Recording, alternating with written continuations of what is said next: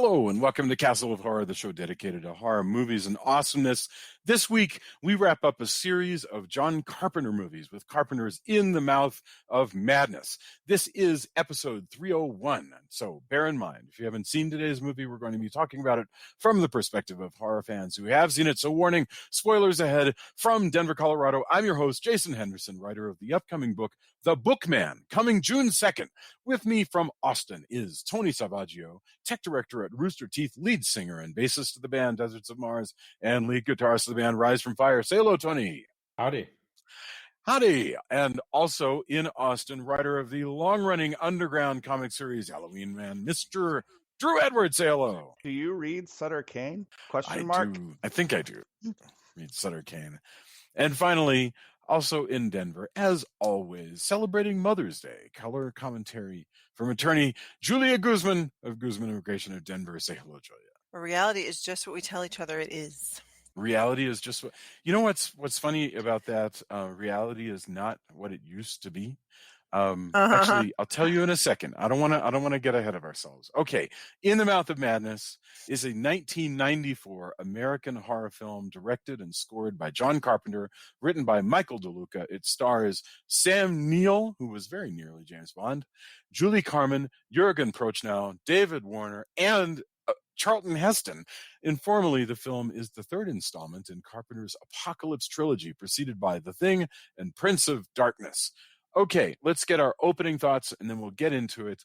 Opening thoughts, Tony, Julia, Drew, and then I'll answer my own rhetorical question. So, Tony, In the Mouth of Madness. I think I forget and don't watch this movie enough as far as horror movies go. It's an excellent, it's excellent Carpenter in the vein of Barker, and it's excellent cast, definitely a time capsule of the era, fantastic special effects. Yeah, I really dig it. Nihilistic as hell though.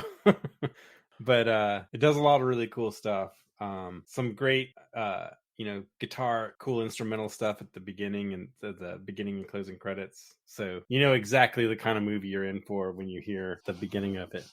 Yeah. But yeah, I really dig this movie. I'm happy we're discussing. Cool. Julia, I'm pretty sure this is the first time you saw In the Mouth of Madness. What are your thoughts? Yeah, I hadn't seen it before. I thought it was very creative, very interesting. There was a lot of things that I hadn't ever seen in another film. I've seen a lot of movies where, we're in the book or, like the whole adaptation, that whole business. But I thought that this was done very creatively and innovatively. I liked it. Thank you, Drew. You said this. I think, is this your favorite, or is Prince of Darkness? Prince of Darkness is definitely. So if I were to break down the Apocalypse trilogy, I think The Thing is the best made. Prince of Darkness is my favorite movie to watch. And this would come in third. But I like, here's the thing. Like when I have like this conversation, I like all three movies. Like just because I prefer one over the other. Like that I think often when you have that conversation, people think like you're saying, "Oh, I prefer the other one." It means that you don't like the other films. And I think all three of these movies are interesting and thought-provoking. And it's the way they link together thematically is cool too.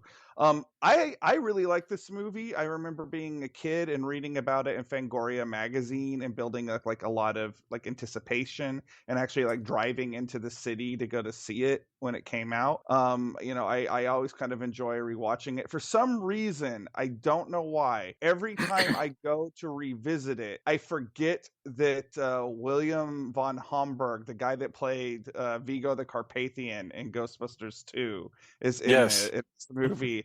Because he's such a bizarre looking guy, and I don't know how I could possibly block that out of my mind, maybe because the rest of the movie is so like gonzo, but it is that gonzo-ness that always brings me back to this is a really interesting movie, and probably the best movie like if you're looking at what you would call ladder Carpenter, even though he's still alive and he's still producing work, but right now it's mostly music. Like the latter part of his career, whatever that means, I would say this is like the best movie from that point. It's definitely the best movie he made in the 90s. But this is a really cool movie with a lot to talk about, like the sort of subjectiveness of sanity, subjectiveness of reality, and that kind of thing, which I think are increasingly important topics in society today. But I will save any further thoughts on that until possibly later. Fantastic. The thing that first struck me the first time I watched this, and I think I first watched it like last year, is that I used to live in Austin, and there was a haunted attraction that would run radio ads every year, and they would use the snippet of Sam Neill going, "This is not reality," and the guy would go, "Reality is not what it used to be." And that was such a great like needle drop, and they used it for several years in a row. And then the next year I noticed that they had literally re-recorded it themselves. I guess they had decided that they got in trouble. They either got in trouble or they decided for whatever reason that they were likely to get in trouble, and so I have a random story that has nothing to do with that, except that you reminded me of it. I don't know if you guys remember this, or maybe Tony would, but Jason had a line in a commercial in Austin, and for Katz's Deli, and because we were there one day, and they said, "Hey, if you come back on Tuesday, we're filming a commercial," and so I'm in the background feeding baby Sophia, and Jason has a line, and it's to me, I'm sorry, sweetie, but it's the dumbest line. I don't even know why they used it, but it was, "Bread's so good it hurts the roof of your mouth." Why is that a good thing? Why? I don't know. But anyway, come enjoy our pain bread. That line. That commercial aired for like 10 years. Like we moved away twice. We moved twice, and people kept saying, "Hey, Jason, I saw you on TV." Yes. I think it aired until the place closed, actually. Yes, it did, in fact. I remember we had a buddy, an artist friend, and he said once that he was like kind of just out of it and on his couch, and it was like 2:00 in the morning. He goes, and then I opened my eyes and Jason was on TV talking to me about bread. Well, yeah, and there have been people who have been like, there have been people who have been in the other room and been like, "Is that Jason's voice?" That's so weird. So strange. So I've forgotten all about that. Yeah. It was bread that hurts the roof of your mouth. It tastes so good. Oh my God. It's like, why is that a good thing? Why would you want that in your commercial? Well, I actually really like bread that I want to hurts. cut it now with just blood, just spew, like you say that, and just like all these people blood crying and bleeding. Oh, the bread. They can't stop eating, so they're just bleeding more. Super funny, but it was, I guess, because he has that, that radio voice. Oh, that's so sweet. That's super kind. Yeah. So that was. So there was that. Reality is not what it used to be. I remember that being that needle drop for those commercials. The other thing I really dig but because when I was a kid, I thought that the idea of writing popular novels that would be in paperback was like just the end all be all of existence, right? And so any movie where people are tossing paperbacks around just makes me happy. So especially the sort of really groovy 1980s Stephen King paperbacks that they're making up in this movie. So I thought it was a lot of fun. It definitely is not a dull picture. I thought it was pretty good. I was not dismayed by its nihilistic point of view. So it works for me. Okay. Well, it's only nihilistic from a certain perspective. Yeah. The one not of the invading creatures. Yes. I guess so. Right. If you're gonna put Lovecraft and the best of Lovecraft and Barker and Carpenter all together, yes, this is it. And King, there's a fair amount of King going on. Of course. So, but I want to talk about like what is the source of this character Sutter Kane. Before we do that, this movie itself, which is about ostensibly about a main character, an investigator who is looking into the disappearance of an author who seems to have gone off the map to a mysterious location, and it's basically just it's a quest to find this missing author. And so, tell me, guys. Is it bullshit like lump this in with Prince of Dark. Is this a real thing? Did Carpenter actually think of these movies as going together, or is this just a way of people he organizing? does. Really? He thinks Okay. that this is a trilogy. Yeah. And All why right. do you think it's? I'm curious. Why do you think it's bullshit? I think thematically they all work pretty well together. I think Okay. thematically they work well together, but I think they're pretty disparate. If Right. you didn't start talking about it that way, I never really thought of them that way until people kind of lump them together. You can never. I mean, yes, they work together if you put them together, but I seriously never thought. And I don't think it's BS, but I also was like 3 cool Carpenter movies. They are spread apart by many, many years. I mean, the thing of it is, I can see this fitting in really closely with Prince of Darkness. Because both of those movies have a look that's very similar. Prince of Darkness being shot in Los Angeles, this one being shot in Canada. There are differences about them. One is very much an 80s movie, one is very much a 90s movie. But they look very similar. They seem to exist in what might be the same universe. The Thing, sound stages, the look of The Thing is just so utterly and completely... But it's not about the look. To me, it's about some of the thematic stuff in them. And, also, like, say what you will about, like, the stylistic differences. This also has the same sort of preoccupation with mutating the human body that The Thing does have, and to a lesser degree, Prince of Darkness has. Huh. Yeah. I mean, I can see that. I totally see it. I never thought of it that way myself, other than they're cool movies that Carpenter did. But I can also see, if you were lecturing about Carpenter's work, I can totally see you bracketing these 3 together. So I guess it makes sense.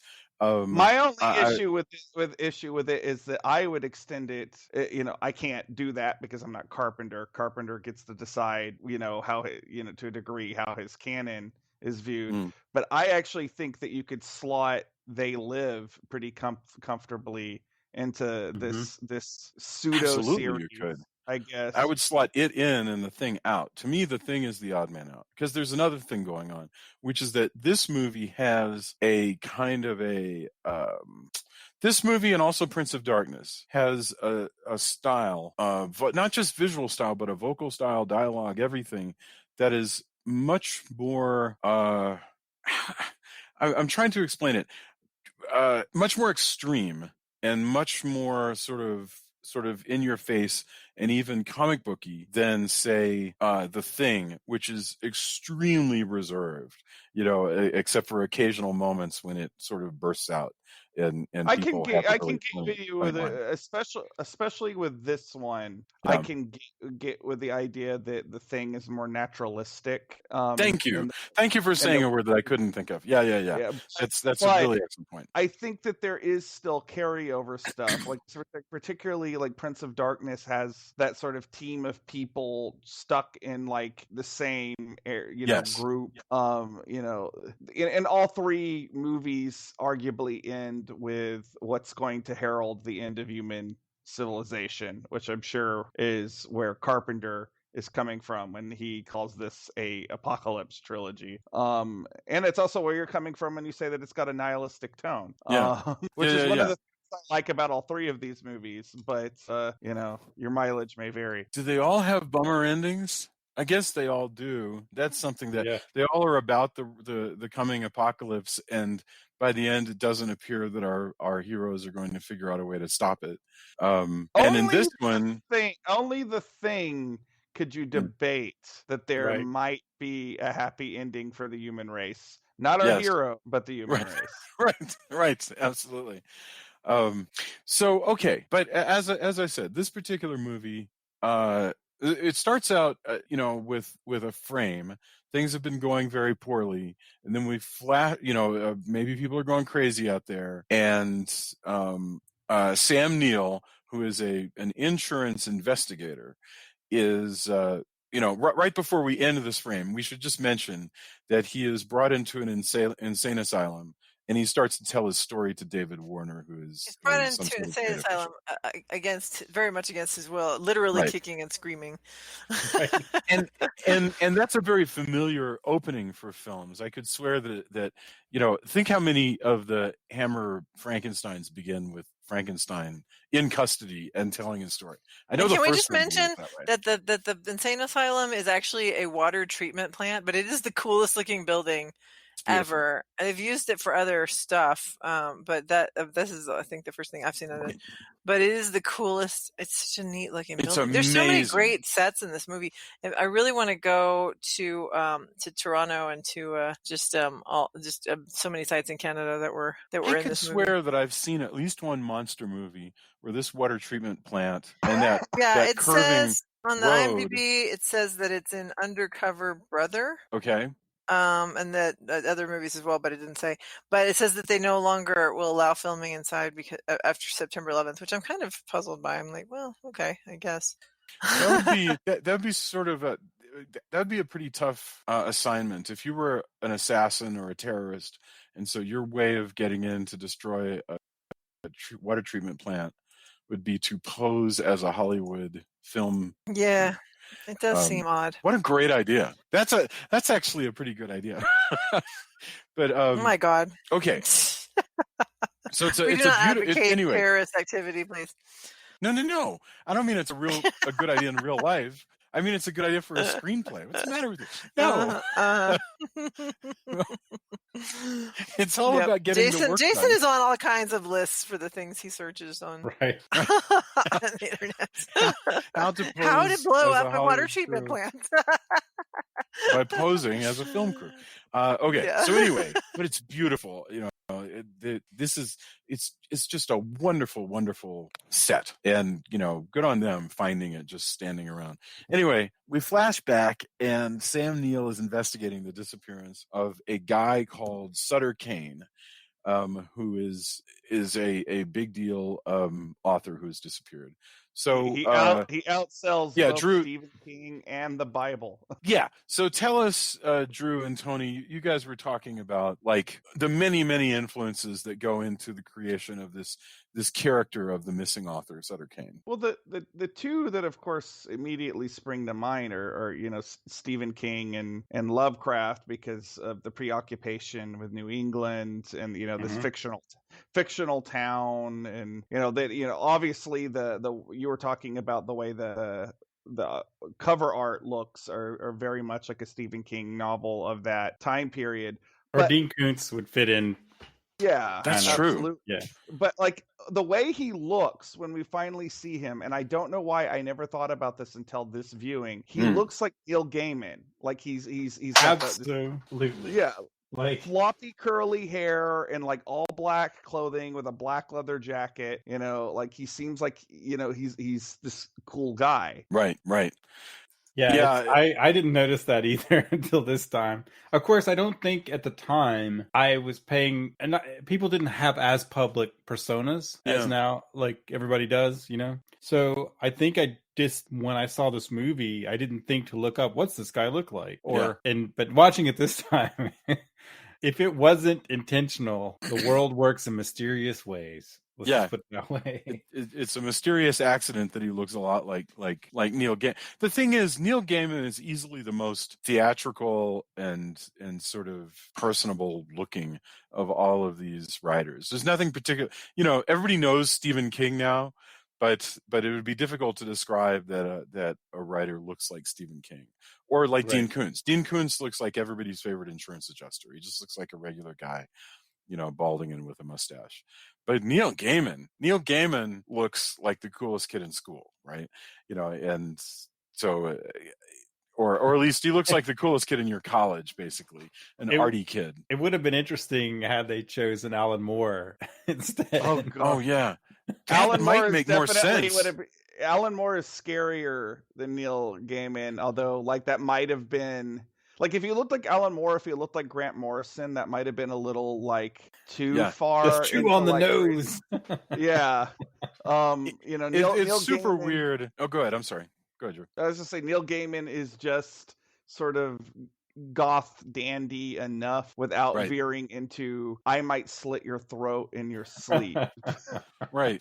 Sure. No, it's true that Alan Moore, since at least the 80s, has looked like Rasputin, basically. Crazy hair, crazy facial hair, and he looks like a guy who's in disguise as himself, in fact. Right. And but it would have been, it would have fit thematically had if you discovered that guy was doing the things that are in this movie, you're pretty like, oh yeah, of course that's the guy. The people involved. So you've got Sam Neill as the investigator. Very slick. They show him early on that he's able to solve fake outs, where involving two guys that were in Prince of Darkness. In Prince of Darkness, right? Bernie Casey was in Prince of Darkness. I think I completely forgot that. Yeah, both of those actors were in Prince of Darkness. That's cool. Yeah, he gets called in to look for Sutter Kane, and he has to take with him a woman named Linda Stiles, and Linda Stiles is Sutter's editor. And so this man and this woman, like Scully and Mulder, they're going to drive up into a hidden town in New England that possibly a map has been left up. It's a town that appears in his books, like Castle Rock. And he creates a map out of torn up paperbacks. And, of course, he has it logic. The thing I love about Sam Neill in this movie is he's constantly coming up with rationalizations for stuff that is actually batshit crazy. Because the fact that he divines this, he was like, oh, of course, what a great contest for y'all are pulling some kind of scam. Anybody could have made a map out of these paperbacks. What the hell? Yeah, no, that's absurd. But that is how it is in real life. You're not going to jump to the conclusion that it's some crazy, that you're in a novel. You're going to think, well, how can this make sense, and try to make sense of it however possible. Well, that's a totally good point. You're right, because the character of Sam Neill, the inspector, he rips up he spots a pattern, he rips them up, and he makes a map, and he goes, I can see now that Sutter Kane, the author, was actually building a map that only super smart, or people in the secret know are going to be able to follow me to Hobbs End.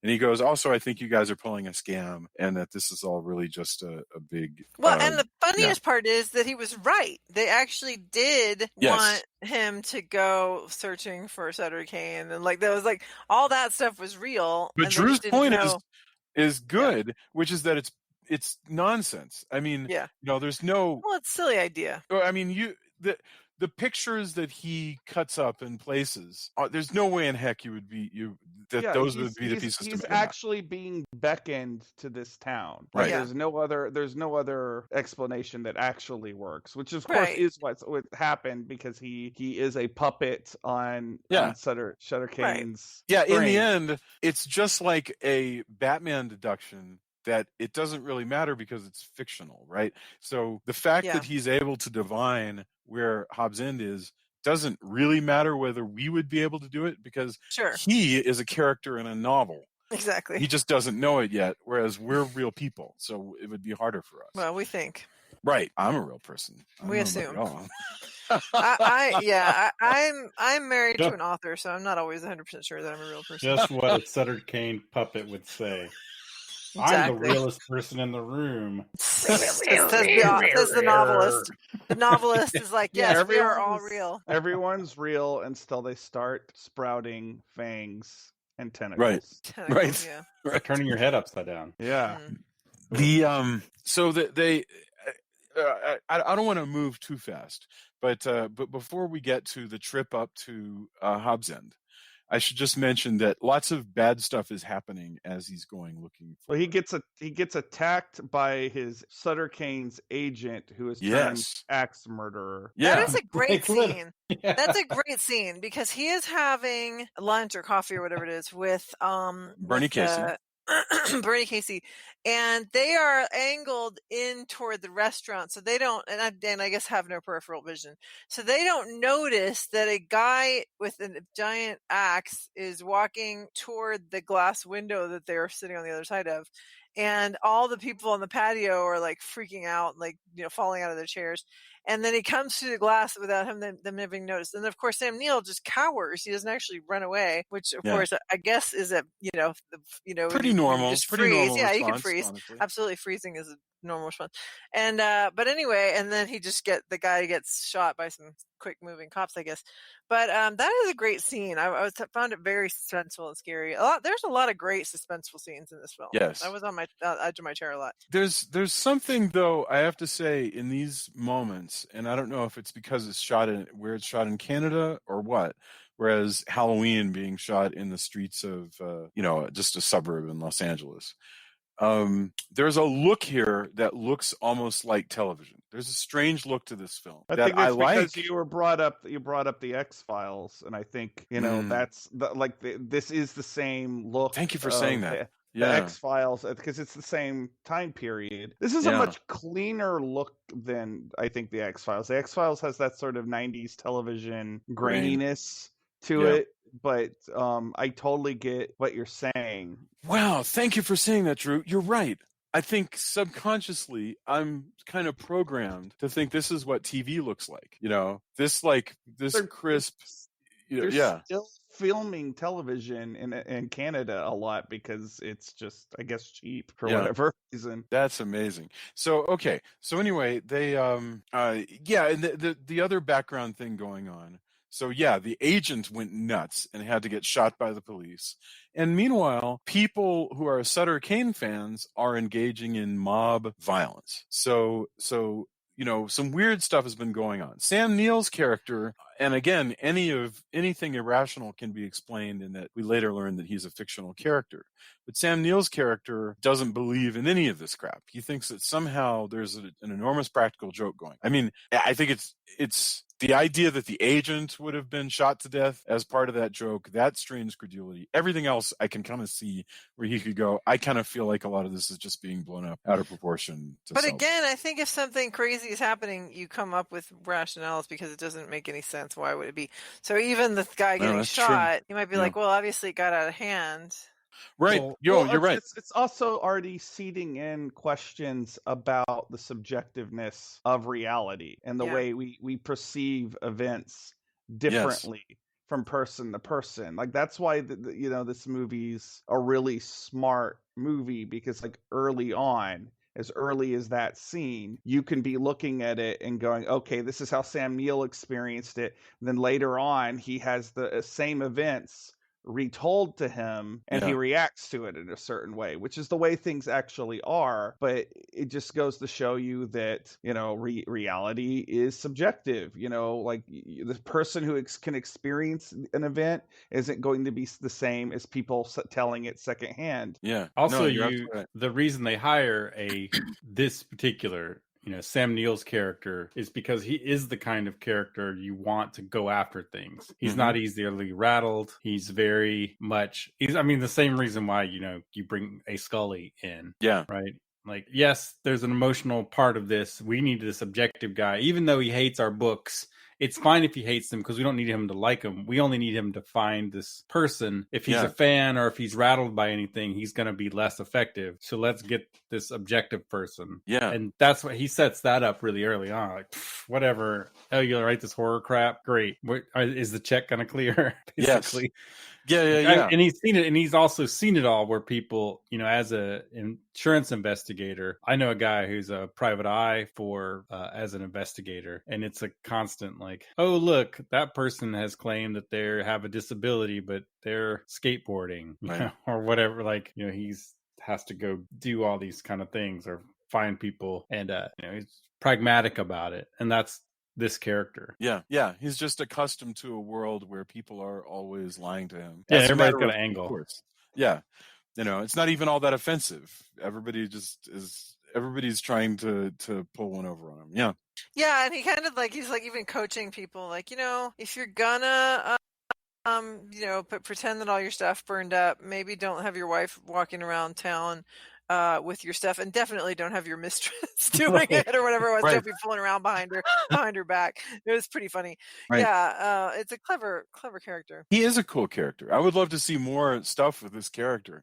And it's funny to think he is a good novel character. You could see you could see this story being the plot of a novel What's interesting that we read. What's interesting to me about him is that he is a character defined by his cynicism, but ultimately his cynicism is kind of like the movie kind of ironically enough cynically makes fun of him for being such a cynic, because he's constantly like, oh, there's no supernatural stuff, oh, well, you know, this writer can't do this, oh, it's special effects, oh, they put me on drugs, oh, they did this, and like the movie keeps like kind of like slapping him in the face and like making him, you know, like he's like reminding you that he's actually a fool for thinking this. And I find like that sort of like war of cynicism, so to speak, very interesting.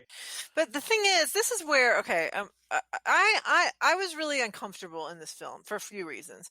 One is I'm claustrophobic, so I always, whenever there's anybody's stuck in like he's in a straitjacket in an insane asylum, or especially when he's stuck in that confessional, I'm like freaking out. But also freaking out about the idea that what you just said, Drew, is he's a fool because he doesn't believe the crazy shit that is actually happening to him. It's like, and I think that the idea to me, and I've said this before on many movies that we've watched, the idea that suddenly everything in your world changes so that you have a completely different reality than anybody around you, and either you're crazy or everybody thinks you're crazy and something horrible is happening to you. Like, you know, just because you're paranoid doesn't mean they're not out to get you. So I think in this case, it's terrifying if he's not and even if he is a fictional character, for the fictional character, it's terrifying that any of this stuff could be real, because now he has to be crazy because nobody's going to believe it. So he's not, I don't think he's a fool. I think he just wants to hold on to his sanity. I'm not saying you're necessarily wrong for reacting to it that way, because I think to a degree that was filmmakers' intent, but also in regards to the stuff that Jason is talking about him being a good paperback character, don't you think that's kind of meta commentary on how writers abuse their characters? Sure. Yeah. It could well be, except for that most of the writers that, I mean, and this might, like, Stephen King is as likely to give you a bad ending as a good ending, right? Or I should say a happy ending versus a not happy. But most writers, like your Kuntzes and everybody else, are still going to tilt things in the direction of, in the end, my hero is going to get out of this, you know, and going to figure it out. And we can actually discuss, by the way, once you get to the end of this one, whether they do. But since one of the models for this writer, Sutter Kane, is Lovecraft. Lovecraft wasn't a modern paperback writer. He was a short story writer, you know, in pulps and stuff. And so he wasn't worried about, you know, investing in like a recurring character or anything like that. So you're definitely not safe in his universe. Anyway, so Lovecraft was a cynic. Yeah, for sure, for sure. A terrible person too, but definitely. But an artist, and I don't even know, actually, honestly, what cynicism particularly means in, like, because I could be a cynical writer and still always write, like, I could be deeply cynical and also write nothing but romantic comedies, and people could love all their happy endings. I think that Lovecraft believed in an inherent, and that's something that I think all three of these movies that we've discussed have in common, is that they believe in an inherently cruel universe. Yes, sure. Yeah. But I mean, I think the thing I always struggle with about that is that you can also believe in an inherently cruel universe and just not think that's particularly a big deal. I mean, in other words, these writers you're talking about believe in an inherently cruel universe and are flabbergasted by it, so much so that they want to make art about how cruel the universe is. It's still worth expressing to them. And I think a lot of really cynical writers think the world is cruel, but they're kind of over it. And so they're going to write romantic comedies and stuff like that. Well, I mean, I think that's a different kind of cynicism where you're like, I'm going to write something that's going to make me money because all I care about is creature comforts. Whereas somebody like, when we're talking about our, you know, author intent, and in this case, we're having to talk about directorial intent too, because we're talking about Carpenter. I think Carpenter is a cynic, but I think he's the same kind of cynic that I am, is that he used to be a romantic, and then he Mm. got beat up a lot. Right. And when to make it an extra long analogy, like if you can be like a really sweet puppy, but if you're like smacked around the junkyard eventually, you're going to turn into a mean, ugly dog when you get older. Sure. And I think that's kind of like, I think that's kind of what Carpenter is. But don't you think to some extent these are songs that a character or a human might sing a different song from day to day? I mean, you write a lot of really hopeful scripts, nevertheless. I mean, there's a lot of heart and kindness in Halloween Man. So, and I'm not saying that it's not cynical kindness, so I don't know. There are definitely days where I have first of all, because again, and what you're talking about is completely valid, which is like the tone that a particular creative will bring to a piece. That is the tone that I have decided on. Like if I wanted to do like something that was really mean and gnarly, I could do that. I wouldn't do it with those characters. Because that's just not what I've chosen to do. Sure. And so there's absolutely saying like, different day, you can be different people. Yeah. Me, of course, of all people would say this. You can be different people on different days. And I think that's definitely true and that's why you have different pieces of art. Yes. Like these three movies are saying something about a particular worldview, which is a mean-spirited worldview. Right. They Yes. Live, I will say this, I brought up They Live. They Live has a more hopeful worldview than this. They Live does ultimately state you can affect change. You can stand up and you can affect change. These movies, definitely Prince of Darkness and this movie, less so The Thing, but still in that ballpark. These is like you can rage against the thing that is bigger than you. You could rage against the evil that is bigger than you, but ultimately that is a futile act. So your heroism to a degree is kind of hollow. But even if you spend 20 minutes fighting in an alley about shades, in They Live, you can affect change by punching each other into submission. If you fought for 20 minutes in an alley in this universe, I think the Lovecraftian creatures are still coming to get you. Yeah, they own too much of reality, so Right. that you can fight for 20 minutes, and you're liable to just walk out of the alley and walk back into the alley again. Right. It'll be like the cop. You'll fight that cop for like 20 minutes.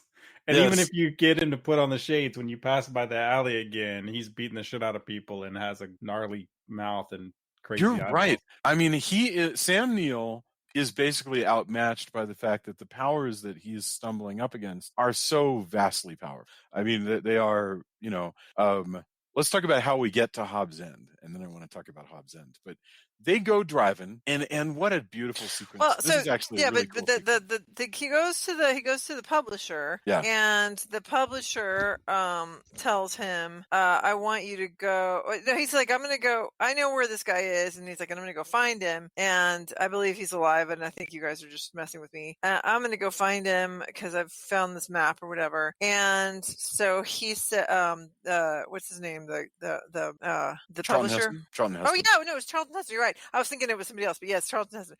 Right, Charlton Heston says, "I'm going to send you with Linda Stiles, Julie Carmen," and so she's going to go with him. She doesn't like the idea, and with good reason, because it turns out to be a bad thing for her. But anyway, so they're going to go together. So yes, so then they get on the road. And they drive and they take turns. And then she starts to see crazy stuff. He only sees like kind of unnerving things a little bit, but she sees crazy stuff. She sees a young guy, in the middle of the night, riding a bicycle in the middle of the road. And the bicycle has the little playing cards in the wheels. And the guy says, he won't let me out. And then as she keeps driving, she sees the same bike, but now old guy. And then they see, she sees the old guy, even older guy, and then hits him with the car, at which point Sam Neill does wake up and gets out. And by the way, Jason, I don't know if you noticed this. I didn't notice it. At the end, we see the young kid, same bike with the playing cards. And that is actually, young Anakin Skywalker. It's actually Hayden Christensen, the paperboy. I did not notice at that. the end. No, I didn't notice that at all. Yeah, I That's just cool. noticed it in the IMDb. But anyway, so that's what she starts seeing that. So then she sees even more crazy stuff, and then she drives through a tunnel, and suddenly it's daylight, and she's in. But before we get to Sam Neill wakes up and he assumes that he's been asleep all night. In fact, but she didn't even tell him any of this stuff that's happened. And what we're gonna say? I just want to mention the guy and the old guy just gets up and drives away. By the way, the bike that they pass, the guy on the bicycle, so well filmed. I really love this moment where she's driving and she can barely see the road, and then you see the reflectors of the bicycle, and she passes them. There's something very weird and spooky about somebody riding his bike by himself in the dark in the middle of the night. Well, the whole thing is creepy. I've had there's something unnerving about that, but I also had, there was a highway. It took me 45 minutes when I was growing up, right, to drive to the nearest town that had a theater or had anything going on. Yeah. That was Macomb, Mississippi. So there's at one point where the road split from a 2-lane, a pretty crappy 2-lane, to a 4-lane, and then it merges back. So I was on the 4-lane part, driving, and then a car goes past me. And it takes me a minute. And I realize he took the wrong split, that he's heading into traffic because both of those lanes should be going south. Oh, my. And he's going north. But you can't turn around and go chase after him or her, right. or, the car. But it took me, it's so unnerving when you see something like that, because you don't know, it's late at night too. And I still hope that person made it home. And I didn't see any wrecks or anything. So, but it took a minute. It took me like a tenth of a mile before I go, wait, he was going the wrong way. Yeah. That person, this is 4-lane right now. This is not a mile ahead of this part. Yeah. And wow, man. But it had that kind of, when I see that scene, I had that unnerving feeling of like, you don't normally drive a bicycle in the middle of the road like that anyway. Yeah. Definitely not at night. And then and it's stacked because it's that weird looking old guy. In a movie, anytime somebody is driving at night looking at the road, something bad's going to happen. Either somebody's going to pop out or they're going to fall asleep and have a car accident, which of course in real life, that is the risk. More than the first one, the risk is that you're going to fall asleep, which is terrifying in itself. But yeah, so that's all creepy. And what else were you going to say, Jason? Well, I mean, I don't. Nothing else. I thought that your point's great. That in the movies, if the movie's watching the road, something bad's going to happen on the road because movies do stuff deliberately. The other cool thing is she's looping. Not only is the driver older than younger or vice versa, but also she'll pass the driver and then she'll pass the driver again heading and he's heading in the other direction.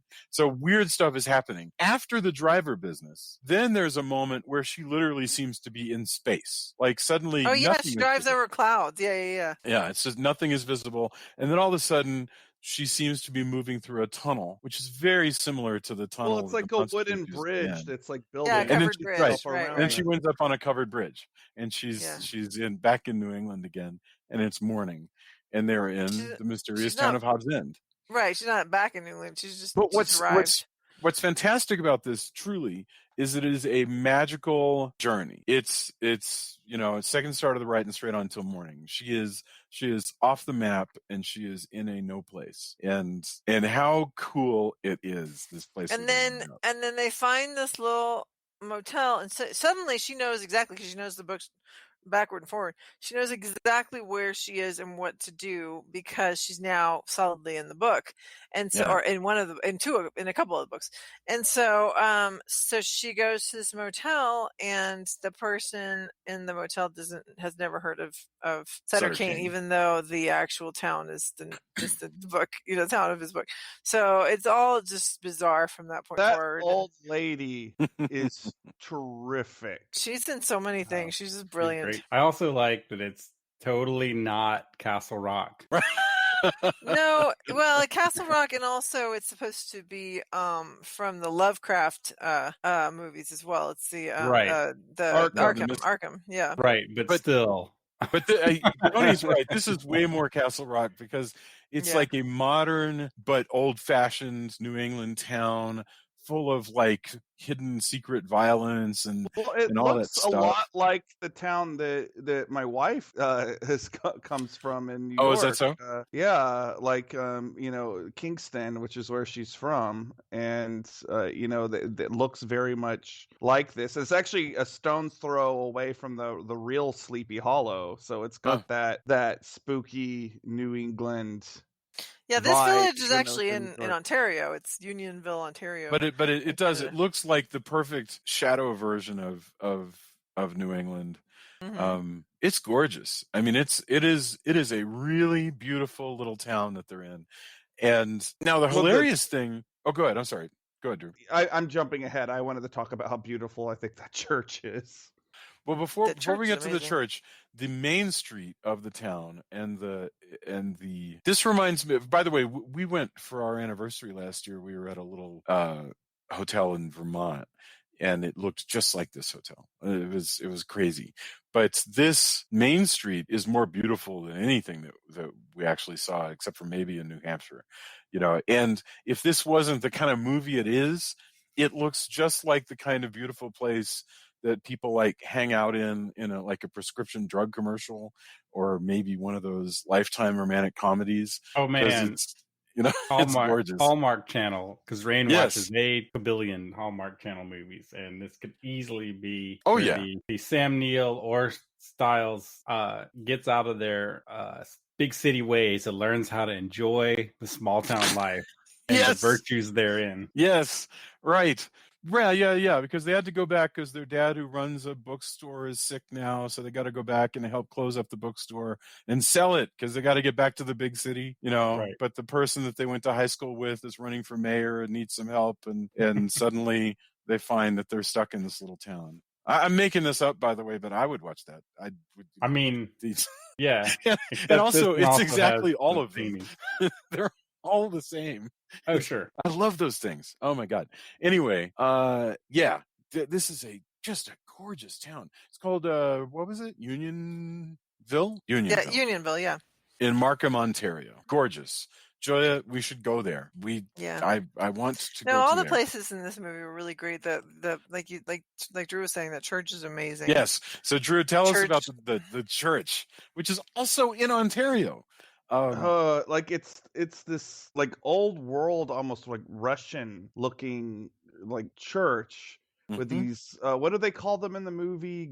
Like gold onion spires. They called them onions. Yeah. Gold onions. Like I love looking at old churches, and like if I was like driving along, like if we were on a road trip and I saw this out the corner of my window, I would make Jamie drive up and park the car so I could take a closer look at this thing, because this church is fucking gorgeous. Like I understand why they wanted it to be the centerpiece of the movie, because it enhances everything. It does look, even though it is in North America, it looks like something that should be in Europe, so it feels very alien in a way, which makes it perfect. Yeah.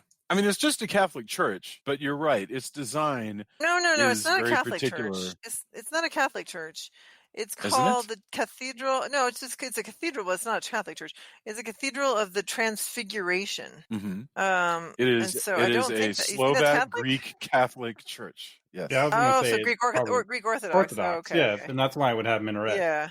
Very good. You're right. Interesting. You are correct. So it's wild. So yeah, it is wild. It's I assume that nothing Catholic. is filmed. You're right. Catholic Byzantine Rite House. Interesting. Wow. But it's just the style. I would presume that nothing is actually filmed in this movie is filmed inside this place.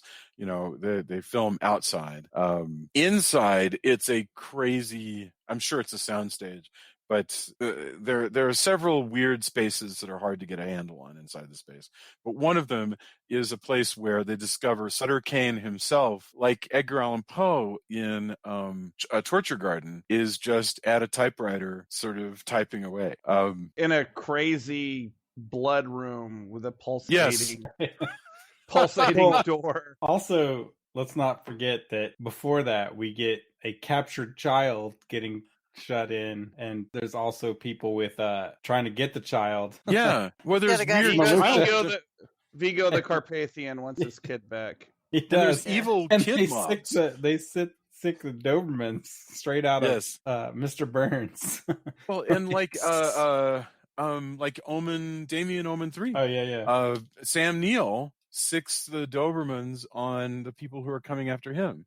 And there's there's so much like stuff going on that's like from other stuff. Like the child mobs from Village of the Damned, and also from, I have to say it is Other else. appropriate that we're doing this episode on Mother's Day, because I believe it doesn't at one point she says she's talking to the editor, one of the possessed kids is like, "You're my mommy now. It's mommy day." It's mommy day. That's And I was funny. like, I completely spaced that, and I was like, oh, I guess it's a good That's thing. funny. Yes. Yeah, In the Mouth of Madness is the perfect Mother's Day film. I know. I felt all warm inside. And those kids look like such nice children too. With No, their especially the girl. of teeth. I mean, they're Yes. full on Children of teeth. the Corn and weirder. And then some. Yeah, so it's funny to me at that point how much is being borrowed from other works. I also like when all the stuff happens, the two main characters are going up, and then Samuel's like, "No, we're getting back in the car. This is not a scene. We're not going here yet. We're going back to the hotel." Right. Things are way too messed up. We can't help this thing. I'd love to save the kid, but the devil's got him now. Sorry. Yeah, and sorry those about that. dogs. So yeah, man. Like, again, having the practical insurance investigator. Yes. Not a bad idea. Yeah, I mean, and he continues to deal with just how crazy everything is. Like they go back to the hotel, and things continue to be slightly off at the hotel. The crazy old lady. That is so kinky. Like the way she's got her husband like handcuffed to her ankle. Like Yes. Naked, no less. Right. Yeah. Like, yeah, there's a lot of, but I think it's also, again, why it's isn't Castle Rock is you expect the weird things that happen in a King novel where there's a hidden darkness to the town. Yeah. Because everybody knows there's all kinds of weird crap. Yeah. I mean, even in the middle of nowhere place, I tried to keep out of it. I just tried to get the hell out, right? Right. But later on is where you find out, like, oh man, you were into that devil worshiping Dungeons and Dragons and stuff. Like, the hell are you talking about? You were the ones who were wife swapping. Yeah. Like, how many of these other kids are pregnant now, and with whom? Right. And there's all this stuff going on that everybody kind of goes, we're going to gossip about a lot of things, but these things, we're going to just leave that until it comes out in the open, So that's an excellent scene, though. That, and I really like the trope of the painting that changes. Yes. There's almost too much going on in a way, because what you were just saying about the town with the secrets, right? Which is that's what Castle Rock's all about. That's Stephen King's favorite thing. And he, he was getting that from all the kind of stuff that he grew up with. So he loves that. There's almost no time for it here, because in the end, all this stuff, Children of the Corn, Salem's Lot going on here, all this stuff, ultimately it's just background for the fact that we have a plot that we have to get to, if we're making the movie. We have a plot where Sutter Kane is acting as a mouthpiece for otherworldly eldritch beings who want to, who have a very concrete plan to invade Earth. It's just wild how jam-packed this movie is with ideas. The other thing, though, that we were talking about, the commonalities between these movies, and the main thing I think that this movie ties this movie all the way back to The Thing, outside of the very obvious body horror aspects of this, is these creatures want to take over Earth, not just like come in and like annihilate everybody. They're going to take over the Earth by becoming us and us becoming them. Yeah, how wild is that? I hadn't actually thought about that, but they do. They want to drive people insane and turn people into monsters, and also be monsters, I guess. I mean, it's just like with Lovecraft. You cannot really define what manner of horrors are going to be visited on Earth, because whatever you can imagine, it's going to be so much worse than that. And that's okay. I'm totally fine with it being, super vague, that all of those things are going to be true. They do. I like that they do give us a few lines of just pure exposition.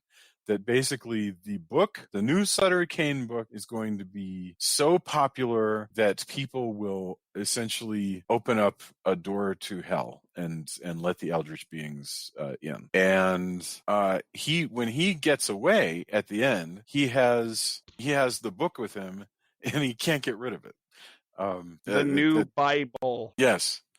Yeah, because Sutter Kane's like, I've got my new book. This is going to be the one that ushers people. And the cool thing is, this is your satanic panic, by the way, because that's exactly what the fundamentalists that Tony and I grew up with thought it was going to happen, which was that by opening yourself to these things of the world, you were going to be allowing entree into the physical world of the devil. And this movie is like, hell yeah, that is exactly what is happening. I've heard that in recent years about meditation, that if you just meditate, that means you're opening your mind so that the devil can get in there. Oh, really? Oh, yeah. No, that's old Jack chick trope. All of that new age, anything yoga was the devil.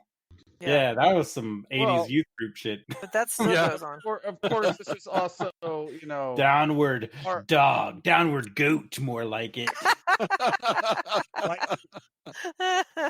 That's how Satan gets you. Viking horror is going to unleash real evil and literally turn you into a monster. Yeah. The more flexible you are, the more flexible you are for the devil.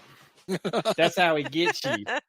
Clear your mind. You're clearing your mind for Satan. Straight up. Dude, I remember that was actually a line in like some DeGarmo and Key song or something which was like, you're so open-minded that your brain leaks out.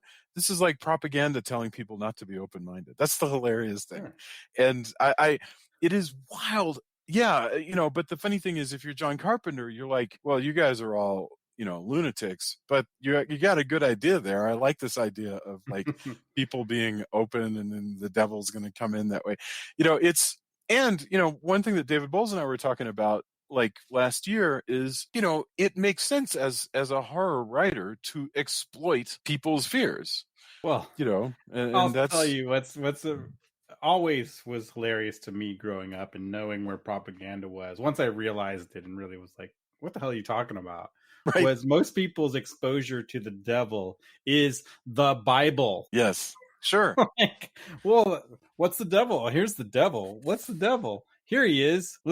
Here's this thing where he's going to give people power. Wait, what? You can give power to the devil? Oh yeah, don't mind the rituals and like that's evil. Right. Well, that sounds pretty good. No, it's evil. Okay.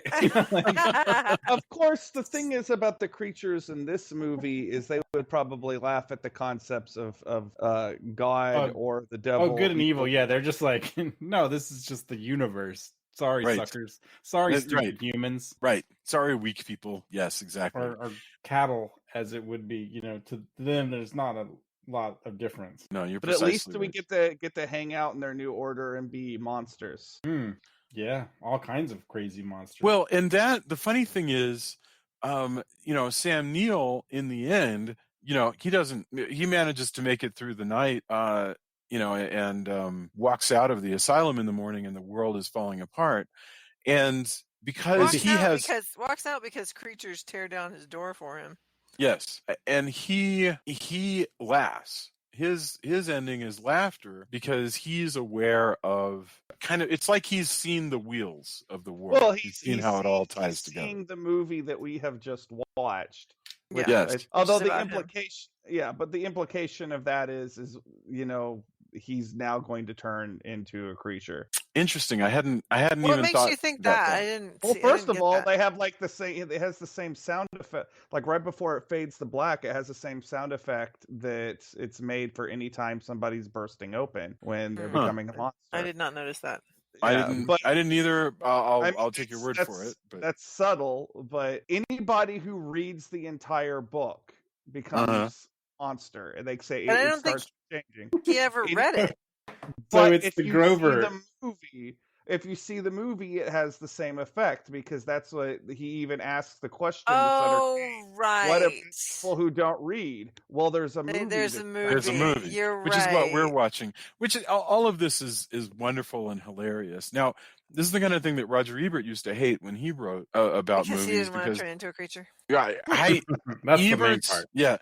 Ebert's big complaint was he didn't like movies that ended with an ending that said everything you saw for the last 90 minutes did not actually happen in the universe of the movie. And his point was always, I feel cheated because I'm like, well, then what's the point in me watching this? But I don't think that's what this is saying. Like you're talking about like a Mark of the Vampire kind of thing, Or like this, High Tension, yeah, or yeah, Shutter right. Island, or yeah. Well, I mean, the thing is, this is more like reality is subjective. Reality's on a loop. Reality is this. Sure. And reality is not what it used to be. Yeah. Yeah. Sure. Like the movie can be what just happened, but it also still counts for what happened to Sam Neill. And he's laughing, although it kind of looks like he's starting to cry too. Yeah. Yes, he is. At the end, he's starting to cry. Absolutely. Yeah, like because he's losing his damn mind. Yes. Like so. Like I don't think that. Like I don't like. I can understand why somebody might interpret it as that way, but I don't really think that's what what was intended. Well, I don't think it's saying that. What now? Styles says it earlier on. She goes, "I'm losing myself. I'm losing myself." I thought that was really sad. It was like the idea that they're descending into and then they're in the mouth of madness. They're descending into madness. It's really tragic. No, that's well said. But and also, the author's losing her. She gets written out. I mean, that's the other crazy thing is this is one of the few stories I can think of where one interpretation would be that he realizes that he is a fictional character. Well, he also keeps trying to have them hook up, and Sam Neill's not having it because he thinks having sex in the book will help sell it, which I think is hysterical. Right. But I think, and then it doesn't fit. Yeah. Yeah, I wish that they had done more with her being an editor. I think an editor being like he has a line where he's like, what an interesting idea. Yeah, you could have edited this one from the inside. And actually what I think what I would have liked to have happened is maybe her realizing that she's a character that could be cut and the story basically be the same. That's brilliant because she starts kissing him and she says he wants me to kiss you about the author, but you're right. It would have been a perfect place for her to go, but that doesn't feel right for this story. And then she just stops and starts to fade away or something. That's a brilliant. I love that. I like that better. That is really good. I like that. Yeah. By the way, I also like that if you don't watch the movie and you don't read this, you can just read the Grover children's book, The Monster at the End of this book. Yes, or have Grover read it to you. It's the little golden book version. Grover, you can have Grover read it to you because he actually recorded himself reading it during this COVID thing. Nice. If your kids aren't going to turn into monsters, I'll find it and I'll share it on the page. The way this movie questions reality, to me, the thing that I find interesting, especially as someone that's neuroatypical or whatever you want to call it, reality to me is, like, at least the way I perceive it, is very flexible. And I know it's not like that for everybody else per se. So I do kind of like the idea that this movie's putting forth. They even say it at one point, like, well, if everybody was insane and you were the last sane person, and it's a very cruel way of putting it, mind you, insane would be the new sane. And I love that. Like, I love the idea that it is like questioning the role of the way people perceive things, like the way the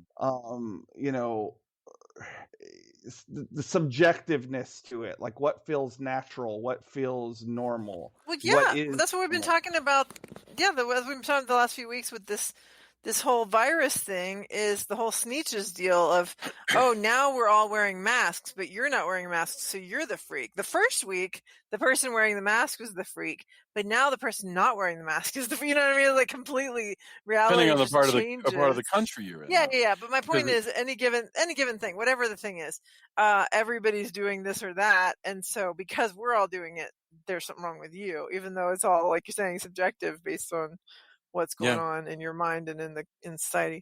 Interesting. Well, and the an fact excellent that- use of speeches. And the fact that this could be there's a line in the movie where they're saying that, in 10 years, maybe the human race is just going to be a bedtime story they tell their children. That the idea that this like new society, once the monsters become the norm, it's kind of that I Am Legend thing. Like the last person that's human will be the monster. And I just like all that stuff. Like, again, I can understand why I guess that this got not so great reviews when it came out, but this is not a dumb movie. Like, I can't imagine why I don't understand why it got not great reviews. I mean, I guess because John Carpenter is always ahead of his time. Yeah, I guess I don't know. Maybe people just thought it was too gonzo. I can't imagine. It looks like there was let's see, Bardinelli called it confusing and weird,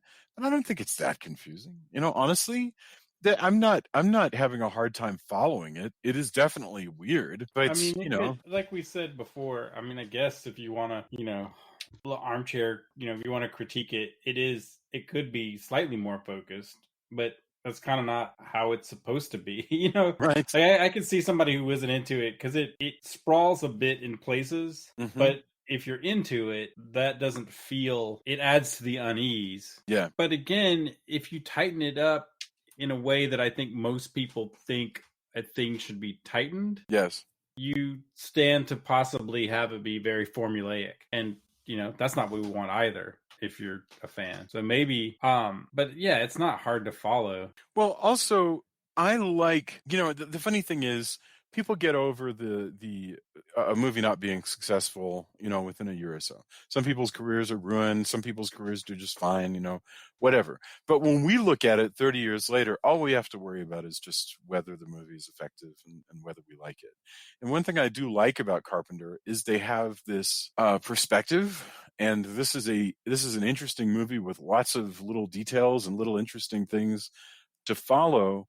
So I'm glad it is the way it is. If he had somebody go in and say, listen, why don't you pick up a through line and keep having characters refer to the themes and cut out the children mob because that's an interesting tip of the hat to, Children of the Corn, but it doesn't fit here. In other words, they could have cut it down, but it would be less interesting. Children of the Corn, I always thought it as more Children of the Damned, to be honest. Village, yeah.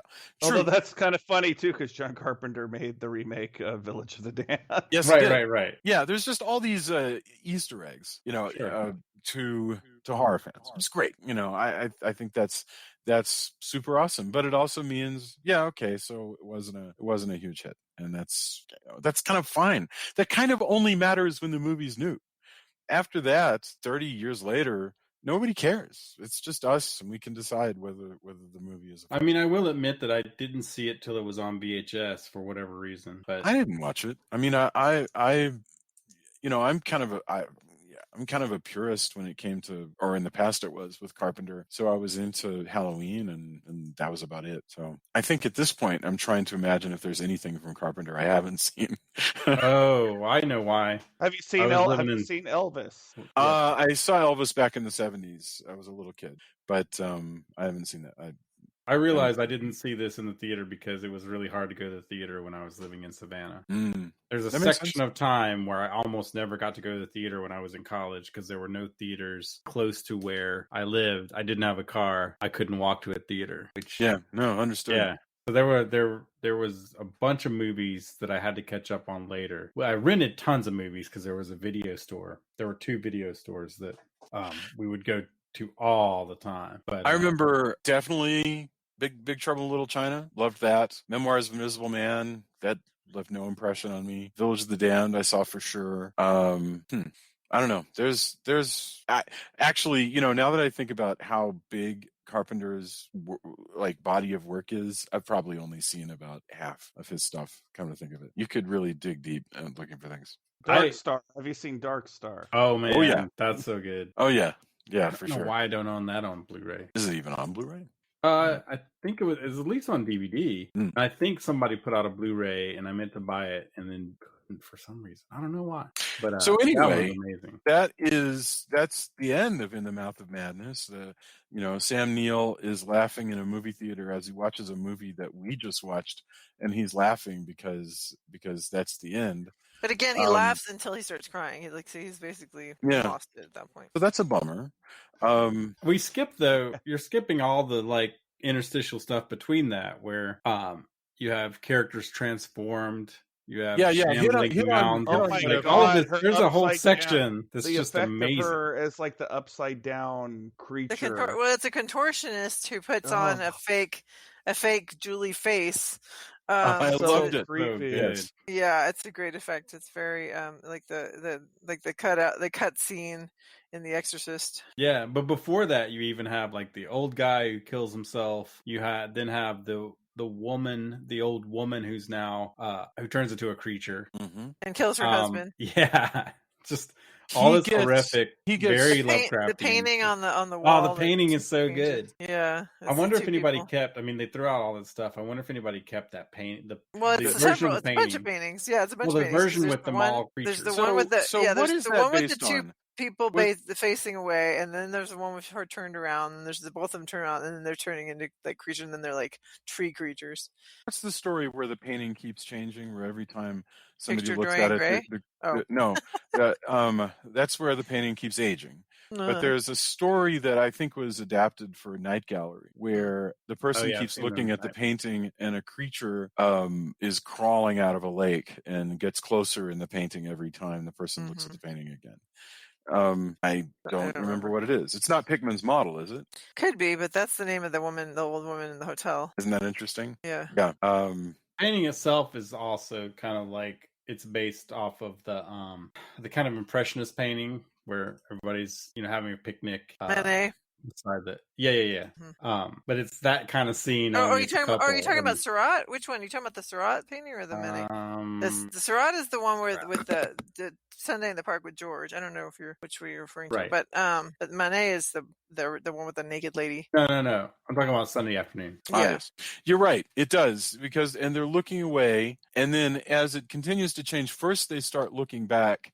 And her face becomes weird and kind of difficult to describe. And then as they go back later, they're on the ground and they're turning into weird eldritch tree people, and which is just wild. So yes, that is super beautiful.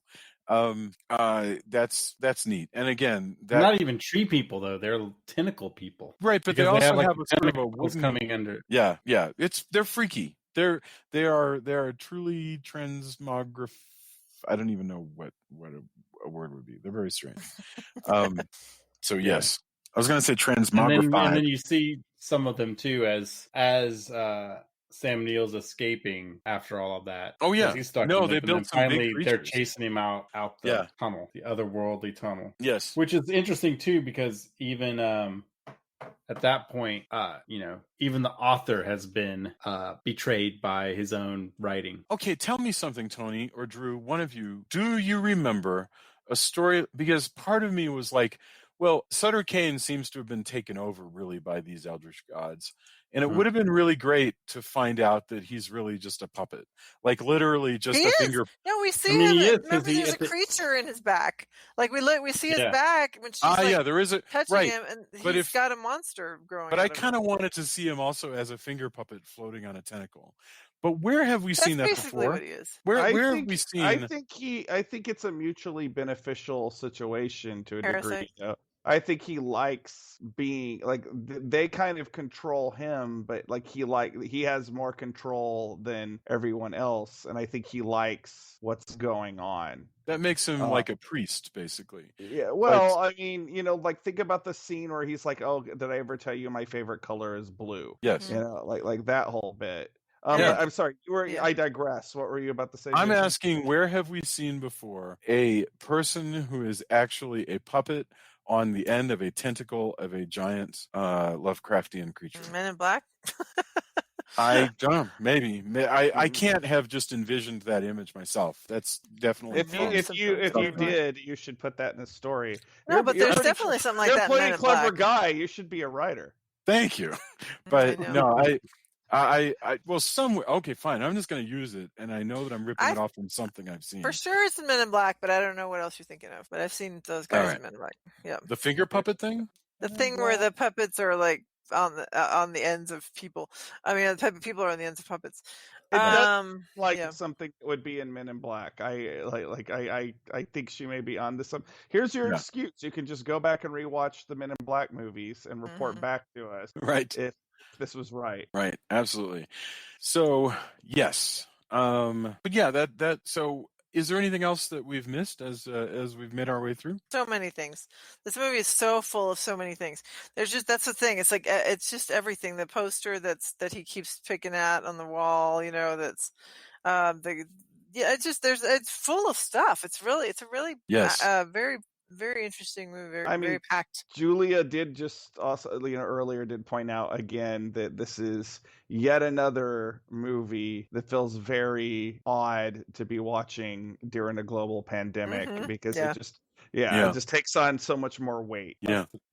Although I've wondered sometimes too with each new thing that feels like maybe some otherworldly, like how do we get shifted in this timeline, or what button is Ming the Merciless going to pick next? Is Hot Hail the thing? Like, hey, look, it's Hornet. Hornets, right. Yeah, like whatever else, maybe if it's like, oh, well, here comes the Lovecraftian creature. Oh, that's why we're being written into the Lovecraftian timeline. Exactly. Now it all makes sense.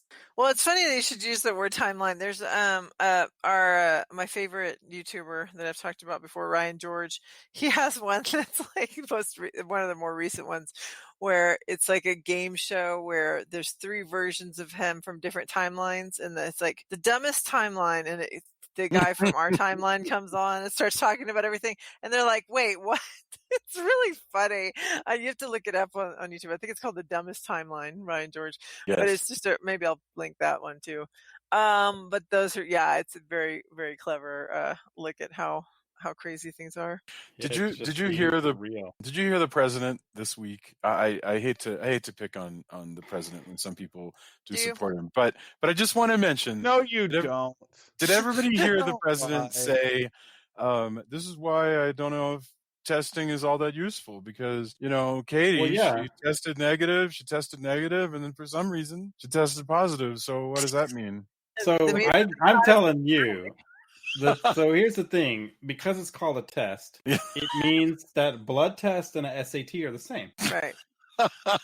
So so here's how to explain it. So if you are like taking a pregnancy test, and it doesn't go the way you want it to, you should study more and do that test better.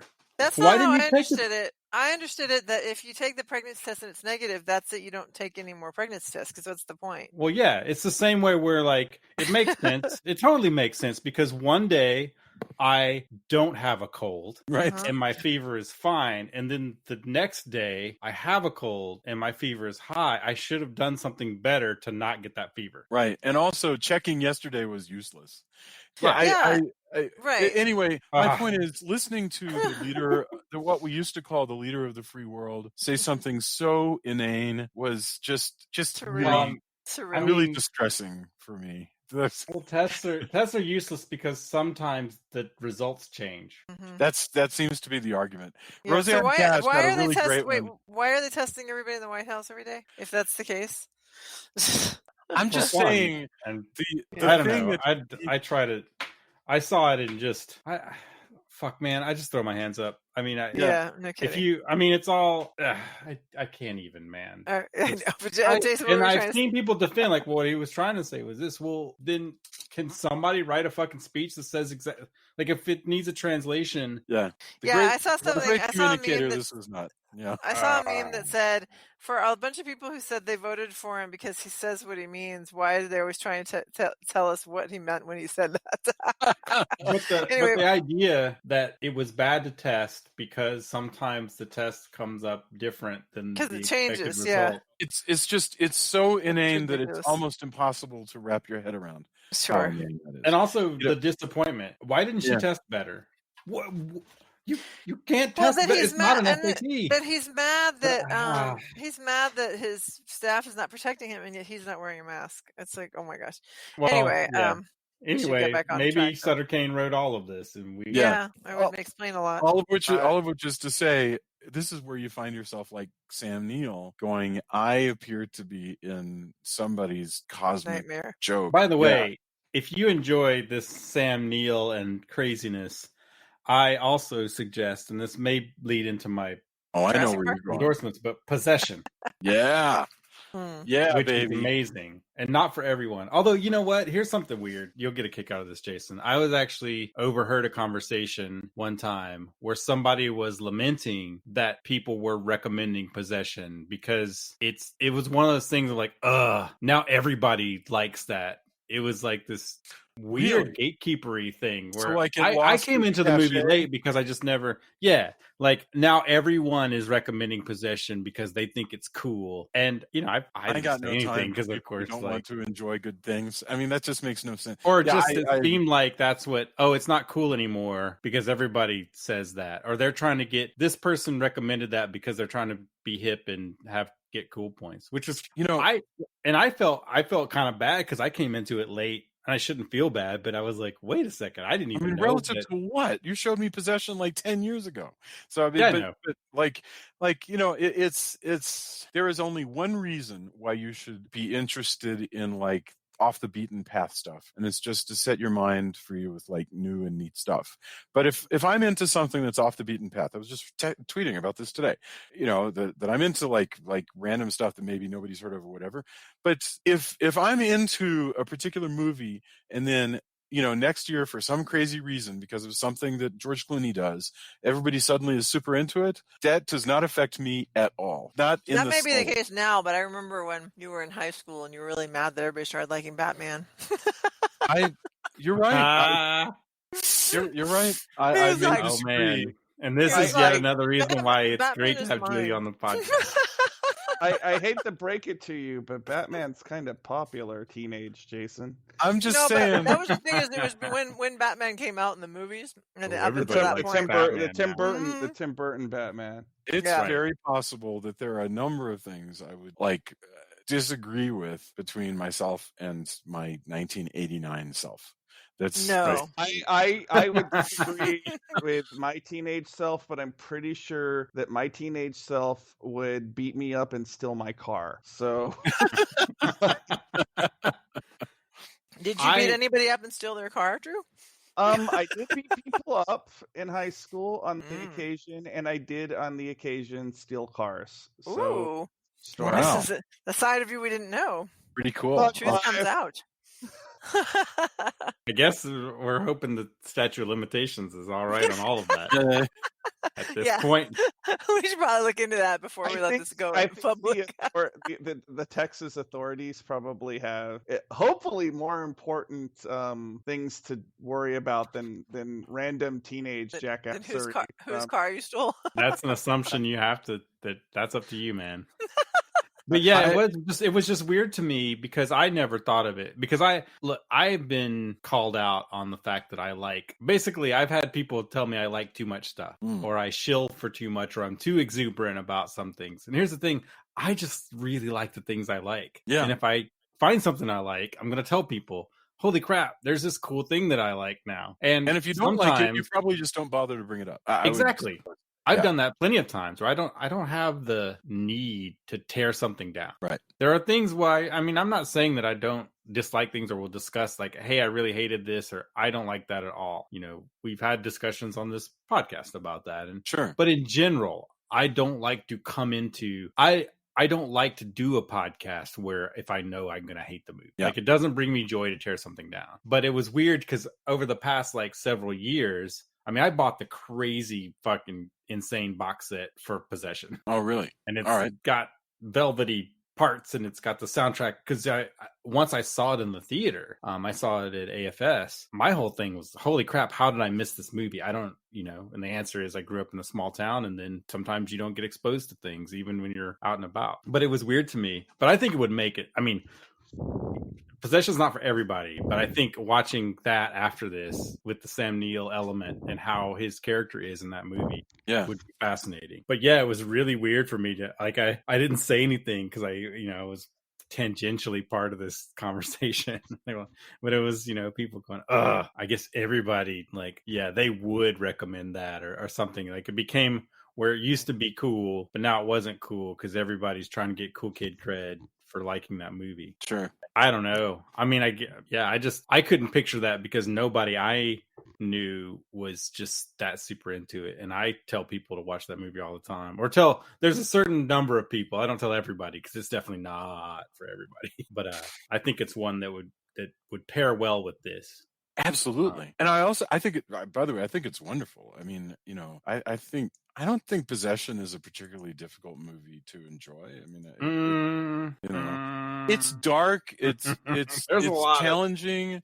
It's deeply cynical. It's painful. But it's but it's not a hard movie.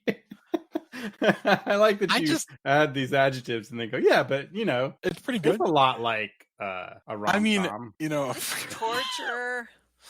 No, look, it is not torture porn. That's the thing. No. There are things that I do not like to watch. I'm not into Hostel, but I could watch Possession like right now. We could watch that thing, and I'm totally down with it. I love the little bits that we get of the secret society that Sam Neill is part of in Possession. Made me want to write more things about a secret society like that. Yeah, because they don't over-explain it, and it's amazing. Yeah, it is. It's lovely. We should probably do Possession sometime. Okay, so well, as I've said, I'm well prepared for that. Yes. All this has got me thinking of the amount of movies that we have done with Sam Neill in it over the years versus like more obvious, like, we've done a lot of movies with Vincent Price. Right. Sam Neill's kind of a low-key horror movie icon. Because he's great. He is. Oh, absolutely. Yeah. And he's been very reliable. And like I say, he was I was just reading up on how he nearly played James Bond, he's a very, very reliable actor. And he can play smooth really easily. He would have probably done a really good Bond because he can play the cynical smooth that I think the best Bond parts have. Yeah, absolutely. That would also because Bond tends to oscillate between a smoother Bond and a rougher Bond and a smoother Bond and a rougher Bond. So we're coming around again. So we're about to have I guarantee you that after this next one, we're going to have a smoother Bond, whether people want one or not, because it always oscillates like that. And so we're going to wind up with, Isn't it going to be a woman? I don't think it'll be a woman. I think it's going to be Superman. I think it's going to be Henry Cavill. And I don't like that. No, Henry Cavill's already the American, right? What? No, he's British. He just no. But he already played Felix. Didn't he play Felix? No, what's his name? He played Napoleon Solo. Oh, okay. I think there should be a like I think actors should only be allowed to play one pop culture icon per career. He's already been Superman. He does not get to be James Bond. I was never very happy about him as Superman, but excellent point. I don't know why. That's a pet peeve of mine. Like Chris Evans. You don't like Harrison Ford having been Indiana Jones and Han Solo? Oh, that didn't happen. That didn't happen because of like he was cast in those parts because those characters are already iconic. Those characters became iconic as they were happening. He played them. Not Well, that's a good answer. A It's good the same answer, thing. quickly summoned Yeah. as well. But Chris And, yeah, Evans Bond- was Chris a Evans. perfectly adequate Johnny Storm, but then a fantastic Look, I Captain America. love the Fantastic Four, but Johnny Storm is nowhere near as iconic as Captain America. I didn't think about that. Yeah, Is like that Captain true? America, definitely. That how many things do you see even before the MCU? I saw that damn shield on everything. Like that is one of the most branded things that Marvel has ever had. Yes, as Like the color commentary, I can say that I have never heard of Johnny Storm, but I had always heard of Captain America.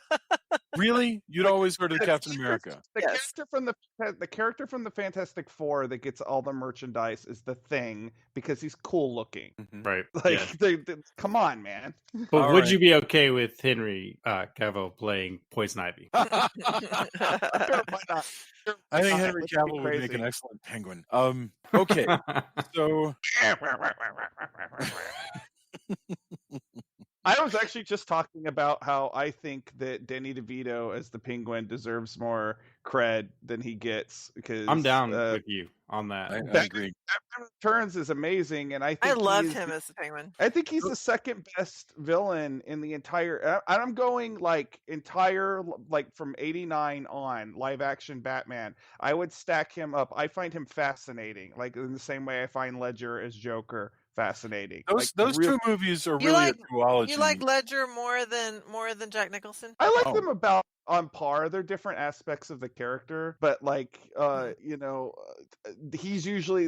usually the one that people say, "Oh my god," over, and I get it, but like Danny DeVito is the Penguin because he's not as like the Penguin's always kind of thought of as like kind of a goofy character. I don't think gets as much credit as he does. Like he's fascinating to watch. That's Sorry, true. Jason, what were you gonna say? No, but it is interesting, by the way, how those two Batman movies are a duology in the same way that Frankenstein and Bride of Frankenstein are. I mean, they you can watch them back to back. They fit together. They don't fit with whatever follows all that well.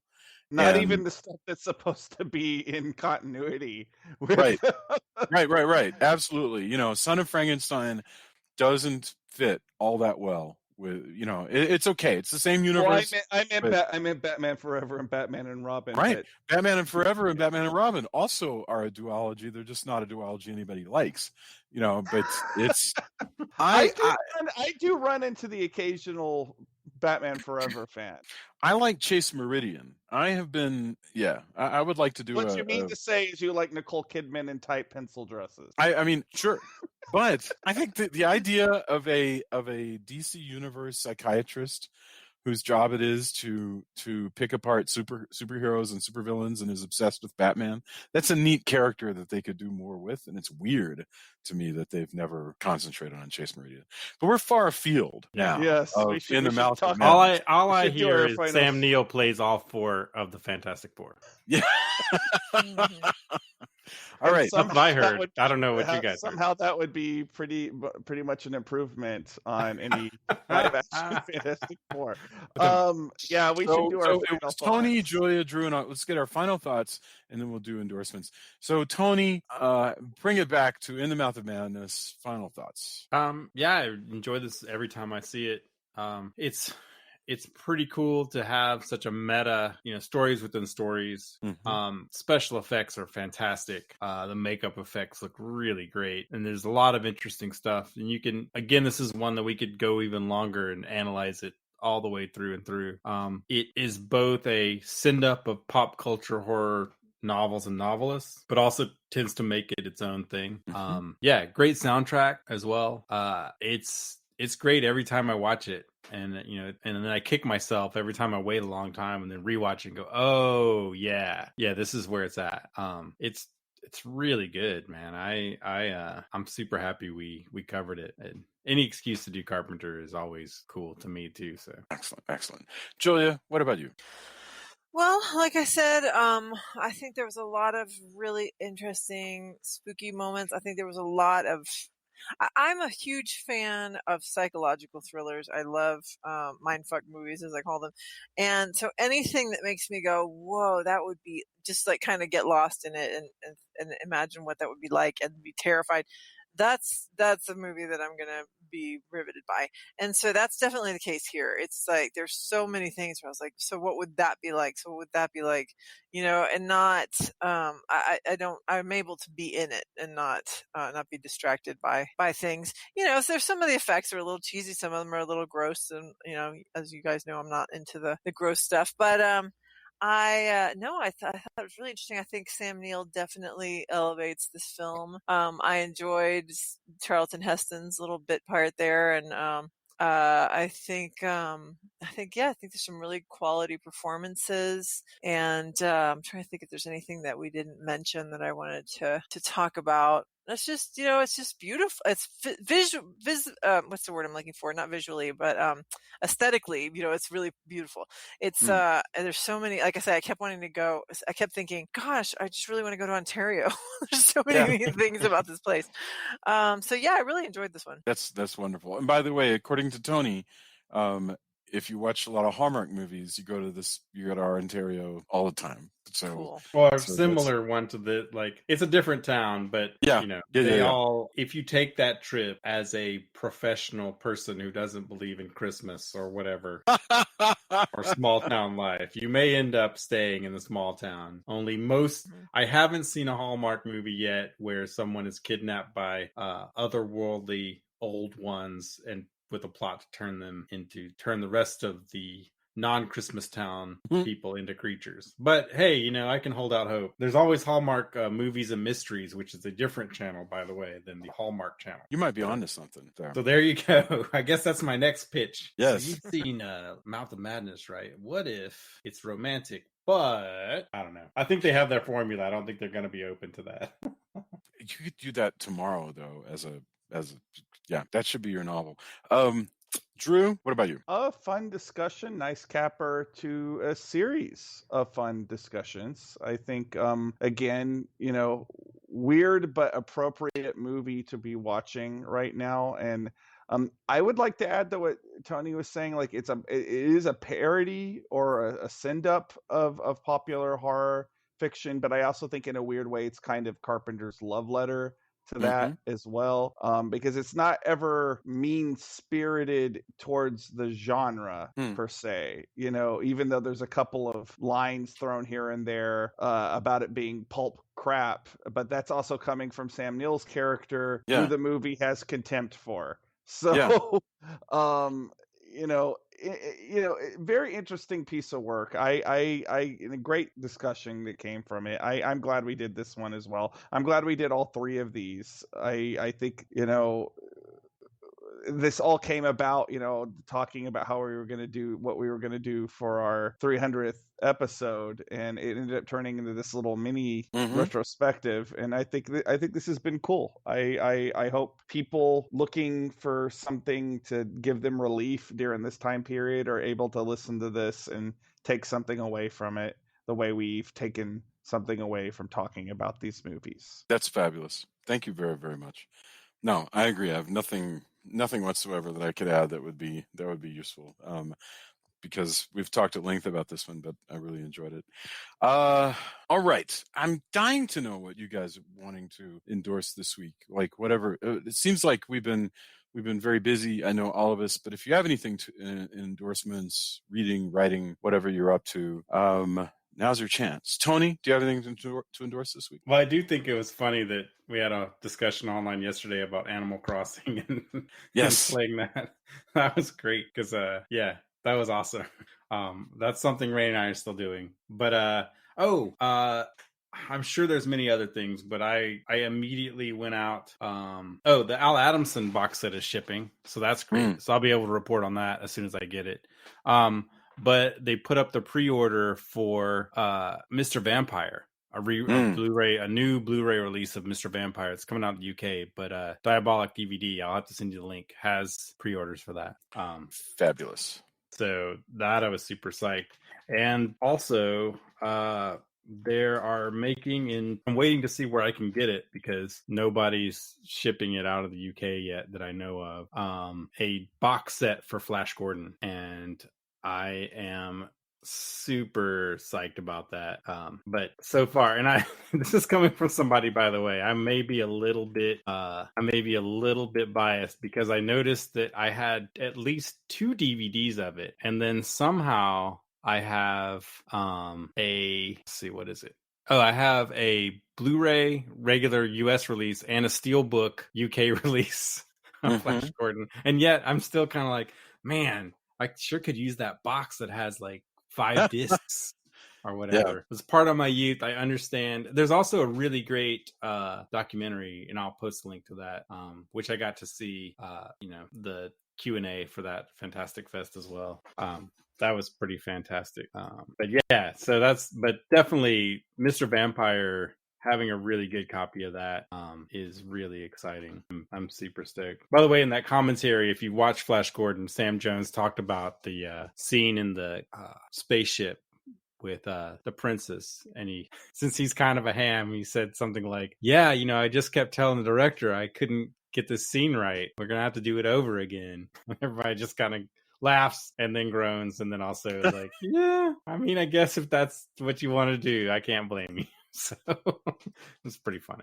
But yeah, Mr. Vampire, totally. Is that what format did you say the new? It's on Blu-ray. Fabulous. See, what I'm doing now with the endorsements is I make notes and I actually paste them when we put up the show so that people can have all of our endorsements in one place. So very good. Well, thank you. Yeah, I'll send you links to all that, of course. Cool. But yeah, I immediately pre-ordered that because that's awesome. But as I'm waiting on everything else to come out.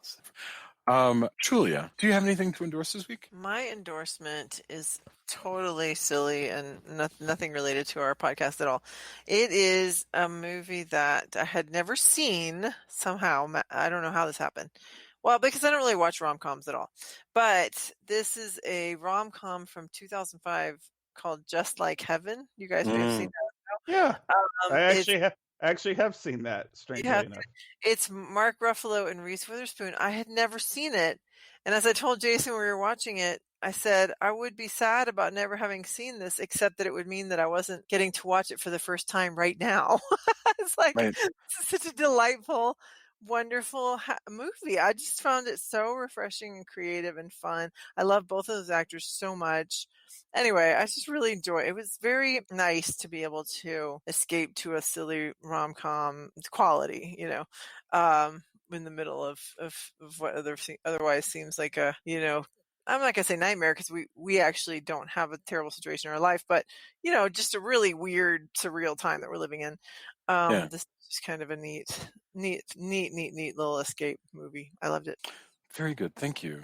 Drew, what about you? Oh, I'm also earlier this week when we had the episode with David on it, I talked about Extreme Ghostbusters on Hulu. I'm gonna call out Hulu again for bringing back something from the 90s, but this time it's Spaced, which is a British TV show. It's actually it's a co-creation of Simon Pegg's and Edgar Wright's, who of course did Shaun of the Dead and Hot Fuzz. It's also got Nick Frost in it. So if you want to see sort of the genesis of that creation of like that creative team that went on to do all these other movies, this show is a good thing to look at. It's very much like a weird time capsule of that time period. Like I really like looking at it because it makes me think of like my my early 20s in a lot of the times I look at my because of stuff that happened, I look at my early 20s in like a negative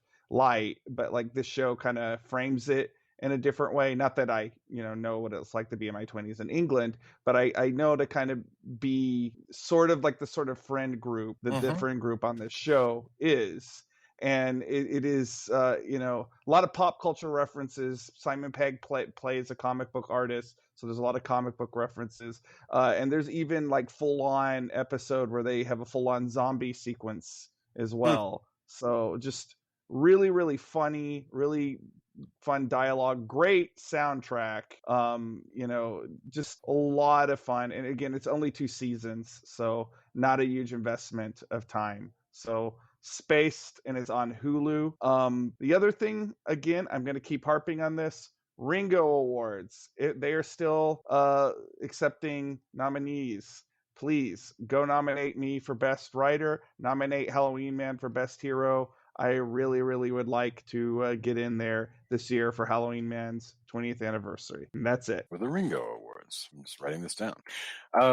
My endorsement is very self-serving, but not just me. But there are 14 stories currently, and I think this is where we're going to land. There are 14 stories in the next Castle of Horror anthology, which comes out June 22nd.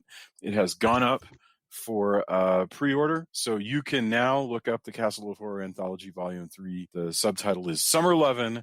These are summer-themed stories, and I'm super excited. So, there's some really, really neat stories. I think this might be one of the best collections that we've done. And who just interviewed you about this book? Well, that was an interview about a different book, but David P. Geister has a story in the Castle of Horror Anthology Volume 3, Summer Lovin'. Geister has a short story there that is a very sort of Stephen King kind of story about returning to a farm that something disturbing happened when he was young.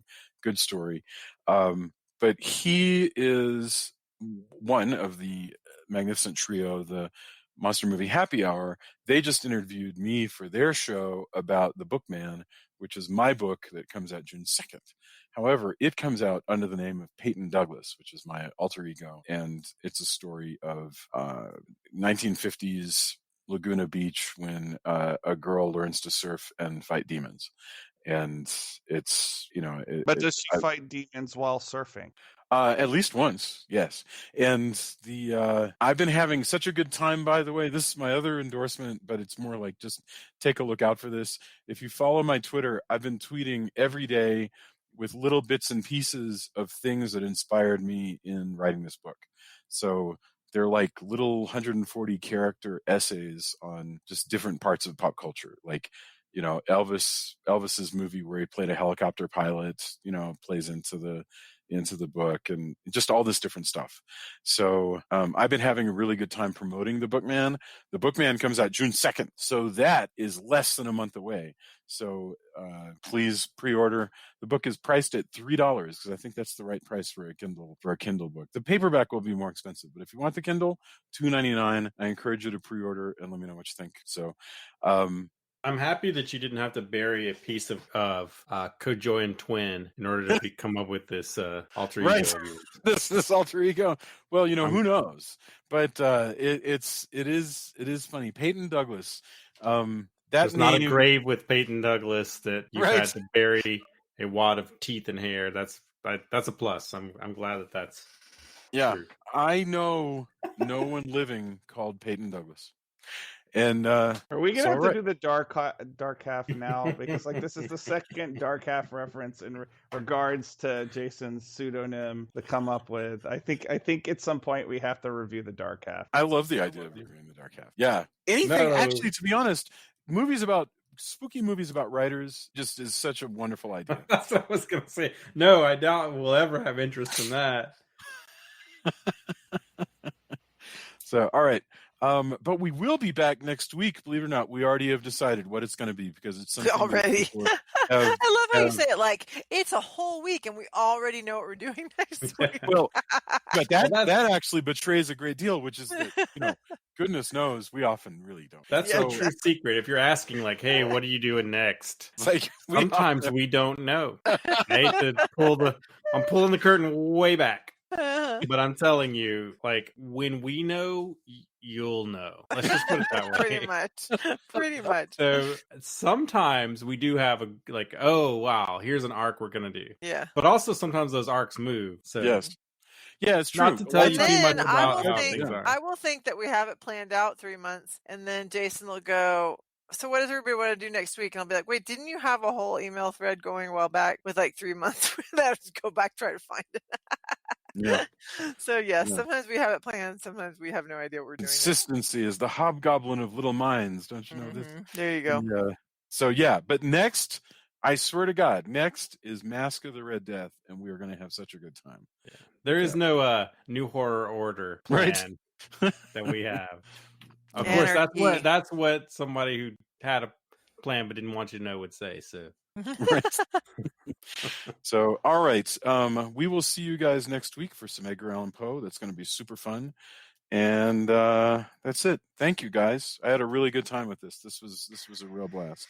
Happy Mother's Day to all my fellow moms out there. Yes, indeed. Happy Mother's Day. all the moms and all the mother fathers. That's who have right. to be All the moms. mothers and mother substitutes. Yes, absolutely. That's delightful. All right. But Adios, not the everybody. mother love. Right. I mean, it's Mother's Day, whatever. No. Who am I to judge? That's true. Anyway, true. have a good night, everybody. Adios. Night. Night. Bye.